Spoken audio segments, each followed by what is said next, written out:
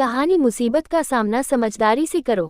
यदि आप मेरे चैनल में नए हो तो मेरे चैनल को सब्सक्राइब करें, शेयर करें और लाइक करें। धन्यवाद। इस कहानी में एक जंगल में किसी पेड़ के ऊपर एक कौवे का जोड़ा रहता था। दोनों पति पत्नी में बहुत प्यार था। वह दोनों अपना जीवन खुशी खुशी उस पेड़ पर बिता रहे थे कि एक दिन उनकी इस खुशी को सांप की नज़र लग गई। पेड़ पर कौवों का घोंसला था। उसी पेड़ के नीचे सांप ने अपना बिल बना लिया और वहां रहने लगा। जब भी कौवों का जोड़ा खाना या दाना चुगने जाता, सांप ऊपर चढ़ जाता और उनके अंडे खा जाता। जब वे वापस आते उनको घोंसला खाली दिखता, लेकिन उनको पता ही नहीं चल पाता था कि अंडे कहाँ चले जाते थे। जब ऐसा कई बार हुआ तो वे बहुत ही दुखी रहने लगे। वो इसी सोच में डूबे रहते कि ना जाने आजकल क्या होने लगा है।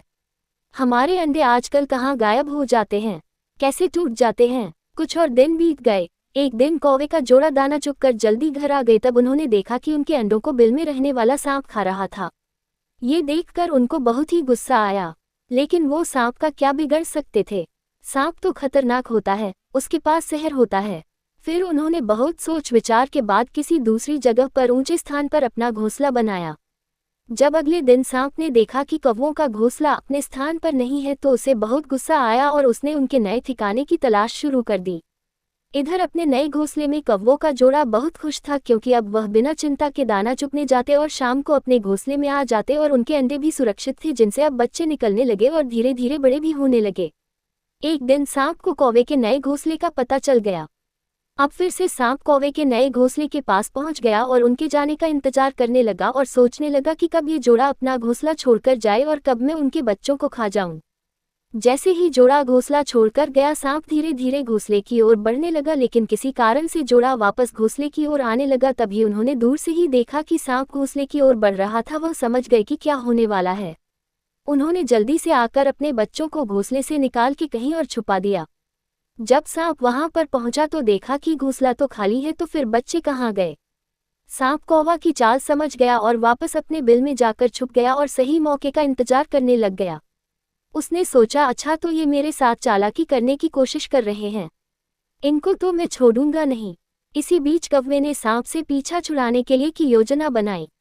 कौवा उड़कर जंगल के बाहर एक बड़े राज्य में चला गया। वहां एक सुंदर महल था। महल में एक सुंदर सी राजकुमारी अपने सहेली के साथ खेल खेल रही थी। तभी कौवा उसके गले में से मोतियों का हार लेकर उड़ गया।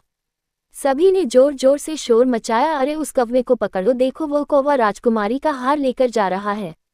अरे देखो देखो, पकड़ो पकड़ो। पहरेदार उसके पीछे भागने लगे। वे कौवे का पीछा तो कर रहे थे, लेकिन उसको कोई भी पकड़ नहीं पा रहा था। कौवा सिपाहियों को अपने पीछे भागते हुए उसी जगह लेकर आया जहां पर सांप बिल बनाकर रहता था। उसने जो राजकुमारी का हार लेकर भागा था वह सांप के ऊपर फेंक दिया। जब सैनिकों ने देखा कि यह तो राजकुमारी का ही हार है जो इस सांप के पास पड़ा है, फिर क्या था, सैनिकों ने ना आव देखा ना ताव, वो उस सांप पर जोर जोर से डंडे बरसाने लगे। जैसे ही डंडे बरसने शुरू हो गए, सांप की तो जान ही निकलने लग गई। बाप रे बाप।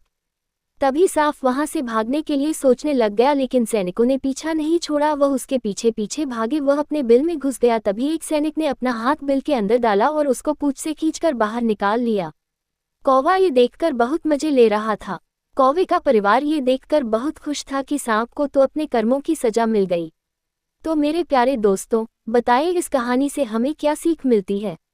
हमें ये सीख मिलती है कि एक निर्बल का हमें कभी भी फायदा नहीं उठाना चाहिए। 2 साथ ही मुसीबत के समय समझदारी से काम लेना चाहिए। 3 मुसीबत से मुंह मोड़ने से या मुसीबत से भागने से मुसीबत कभी भी खत्म नहीं होती, वह खत्म होती है उसका डटकर सामना करने से। पूरी कहानी सुनने के लिए धन्यवाद।